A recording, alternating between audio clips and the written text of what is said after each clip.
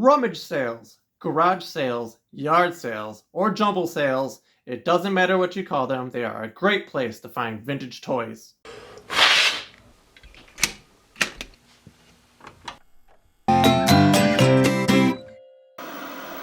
What you're about to see is my haul from about a month and a half worth of rummage sales, probably over 100 rummage sales in total. I think it's a pretty good haul considering that maybe 1 out of 20 sales I go to I actually find something. Did pretty good this season, so check it out. Let's start this thing off with some Star Wars. I got these 3 vintage diecast vehicles from the same rummage sale. They were only $1 a piece. This is why I love rummage sales. You will not find vintage toys anywhere cheaper than this. We've got the Y-Wing fighter, pretty good shape. Then we've got the Millennium Falcon, still has the radar and the gun and everything. The landing gears, very good shape. And we have the Star Destroyer. It is missing the Tantive 4 that goes in the bottom there like usual, but still nice. I already have the Y-Wing, didn't have these other 2 for $1 a piece. That's awesome. And then I found this Star Wars record. It's got both discs in it. It is missing the poster that came with this, which is unfortunate. That's a pretty cool poster. But it does have this order form in here where you can get this cool Star Wars t-shirt. It says Star Wars on the front and May the Force be with you on the back. Right there. Costs $5 if you mailed away for this. So that's a cool little thing. That was also only $1 at a rummage sale. And then from another rummage sale, another $1. Wow, all these things were $1. I got the old 1995 Fruit Loops box with the free Han Solo Stormtrooper outfit on the back. On the side panel, this box has an advertisement for the new Power of the Force 2 Kenner figures. And there is that. And the order form, I am super nostalgic for this. This is the figure that started me collecting Star Wars. I ordered this from the Fruit Loops offer, and then I started buying the newer Star Wars, and I quickly transitioned to vintage Star Wars collecting. And that's really what started my action figure collecting journey. So having this 30-year-old cereal box is pretty cool. I'm going to set it up on my shelf with the Han Solo mail away in front of it. Up next, we have some Fisher-Price Adventure People. These items came from 2 different rummage sales. We've got the Northwoods Trailblazer set here. Has the canoe with a rubber band on the Jeep. We've got both of the figures that came with this set here. This older gentleman and this guy here. And it also came with this little pop-up tent for the set. Pretty cool. I already had this Jeep in yellow with orange details. Now I have the opposite version. And then a really cool item here. This is the Alpha Star. This is one of the Fisher-Price space vehicles. Cockpit opens here, a seating for 2.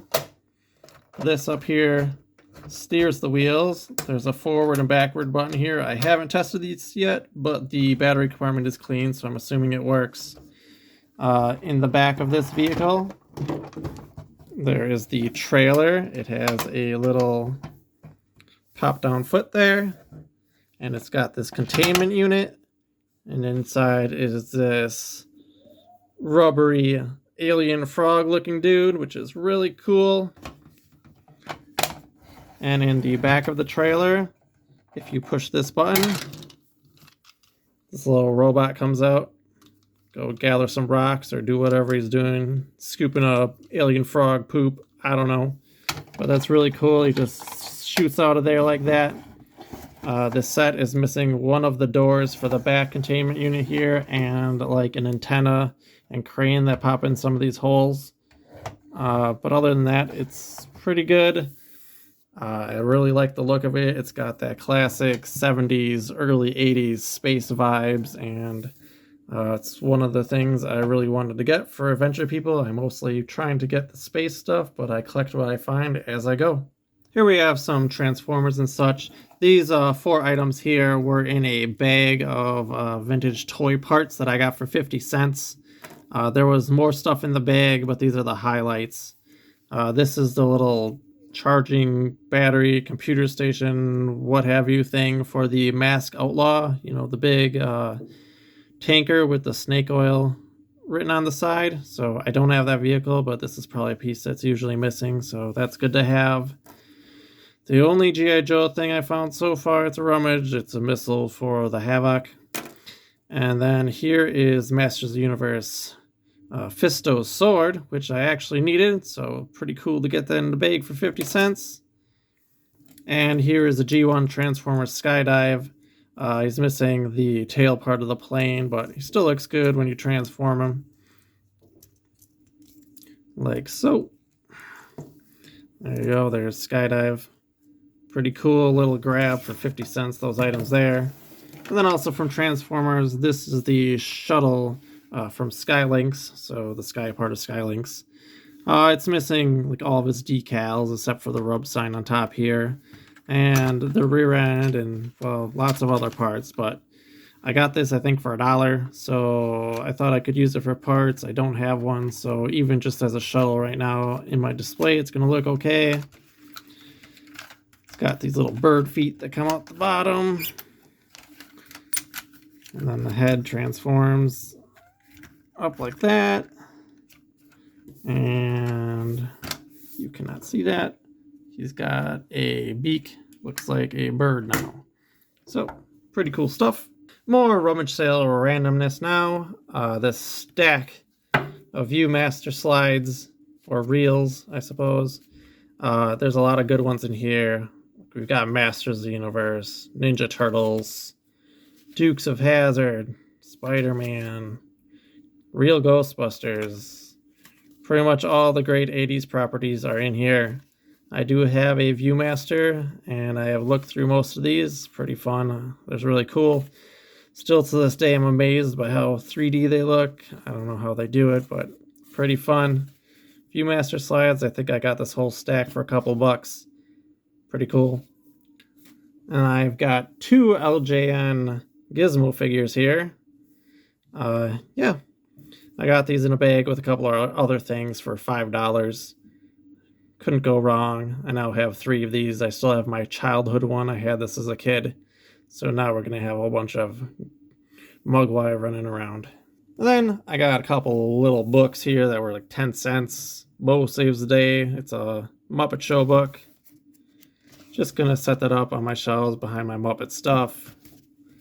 And something to put behind the Popples on the girls' shelves. We've got a little Popples storybook here too. And then we've got this cool vintage Hong Kong dinosaur. I just love these dinosaurs with this classic toothy, wide open mouth. I don't know, there's something real charming and very incorrect scientifically about them. Just look at this guy. He couldn't really stand like this. But this was like 50 cents, and he's old and looks cool. Then we've got this Muppet lunchbox, completing my set of vintage metal lunchboxes. So I've got 2 other ones. I've got Kermit and Fozzie with the same front, but they changed the back on each of them. The only one I was missing was Animal. So here's Animal. So with the standard Muppet Show lunchbox, these 3, Muppet Babies, and Pigs in Space, I'm pretty sure I have every single Muppets lunchbox ever made. This one was in really nice shape and only cost me $5, so that was great. Who likes turtles? I like turtles. Well, I got all these Teenage Mutant Ninja Turtles from 3 separate rummage sales. Most of these came from a rummage sale where they had 4 turtles in a bag for 50 cents. I think I got 3 bags there, so 12 Ninja Turtles for $1.50, which is just crazy. And that, my friends, is why you go to the rummage sales. Right here we have a foot soldier. He came with 2 weapons in good shape. Always good to have an extra army builder like him. Got a very nice April O'Neil. This is the blue stripe version. I don't know what's going on with her makeup, but she got a little crazy with her eyeliner. I don't think the other Aprils I have in my collection have eye makeup like that. Then we've got Metalhead, also in good shape. Missing his accessories except his belt. We've got a Rat King with no accessories. My favorite Teenage Mutant Ninja Turtle, Usagi Yojimbo. Going into my army of Usagis. I think I'm up to 6 of him now. We've got a Casey Jones here with his backpack and 1 golf club, missing the bats, but that's cool. We've got Ace Duck with his wings and his bandolier, no hat, no bombs, no gun. But like I said, all the ones I've shown you so far here were in bags for 50 cents. And we've got a Krang, the standard version of Krang with the blue veins. He's got his little walker in his arms. He's missing the hose and his gun. We've got Baxter Stockman with his wings and his swatter. He's missing the other attachment that goes on the swatter, but other than that, he's complete. This is a figure I've always wanted and never had until now. Don't know why. He's a pretty common figure, but this is my first Baxter Stockman. Then we've got Fugitoid here. No accessories, but still, like I said, dirt cheap. And then we have Road Ready Shredder. This is a strange Shredder. His giant cape here turns into a mutant module. He transforms. So you can see like that. Some wheels pop out the bottom. It's pretty difficult. I'm not going to fully transform it here, but you get the point. He's missing all the little parts that go on the mutant module, but one I don't see very often, so I grabbed him separately at a rummage sale. Then we have, from another Playmates line from Earthworm Jim, we've got this rat character here whose name I do not remember, but still pretty cool. And from Bucky O'Hare, we've got Bucky O'Hare himself, who I got from another rummage sale. Missing his gun, but cool to finally add Bucky to the collection. Here's a collection of girl toys I picked up. Most of this was from the same rummage sale in a shoebox. It also came with a bunch of other small vinyl figures, which we'll show you later. I don't collect Barbies, but there were Barbies in the box, so I'll probably end up giving these to my kids, or I don't know what. So I'll go through these quickly. This is 1985 Dream Glow Ken. The stars and stuff on him are glow in the dark. He's obviously missing his jacket. And Mattel apparently was too cheap to give him sleeves underneath the jacket, so yeah. And this Barbie right here, with just some socks, shoes, and shorts, is Funtime Barbie from 1986. She originally came with a watch. That's why she's Funtime Barbie.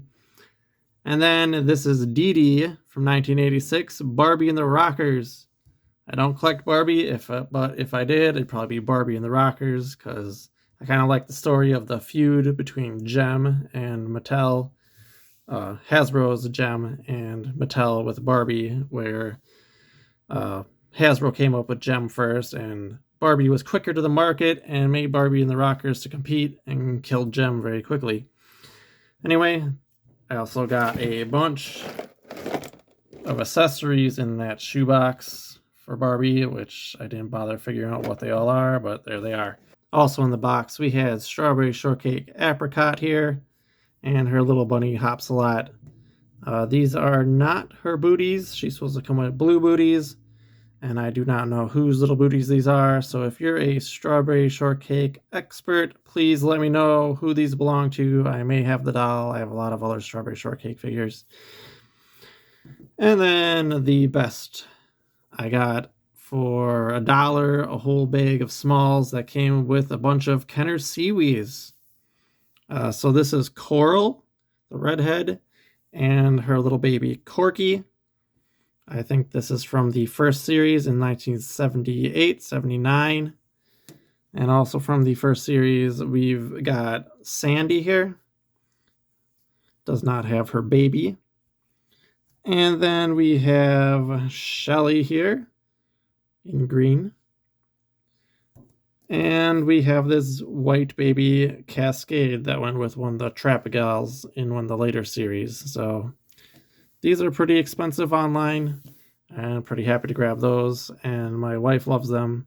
Alright, here's a bunch of smalls I bought, the best of which are these McDonald's McNugget Buddies.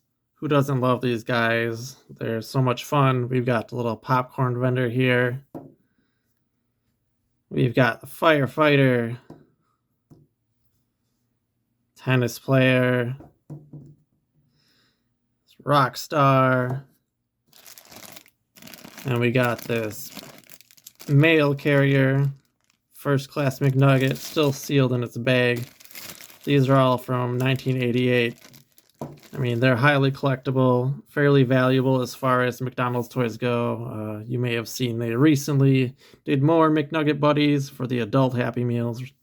So these are pretty cool to get. And then the rest of these smalls were unintentional buys. They were all in bags or boxes with other things I bought. We got a couple little Tomy wind-up toys here. Got this little turtle and this little fish. We got this little Monchichi playing the drum. It's cute.